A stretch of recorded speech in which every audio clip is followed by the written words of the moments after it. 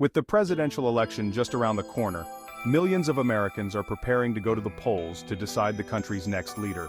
Voting procedures and rules vary from state to state, but there are some general guidelines and tips to follow no matter where citizens will be voting. The polling place for each person is usually determined by their residential address and can be found by using their state or country elections office website, visiting vote.org, or the U.S. Election Assistance Commission website. In many areas, polling places are set up in public buildings such as schools, community centers, churches, or municipal buildings. It is important to confirm the polling location in advance as locations change from previous years due to school schedules, building availability, or other factors. Likewise, it is important to check your registration status before you go to vote, as some states may have voter ID requirements or other stipulations that should be taken into consideration.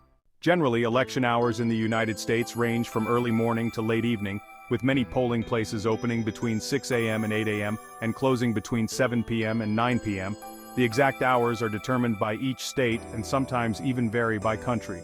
For example, polling stations in New York usually open at 6 a.m. and close at 9 p.m., while in California they open at 7 a.m. and close at 8 p.m. If someone is standing in line at the polling place when it closes, they're still entitled to cast their vote as long as they were in line before the official closing time.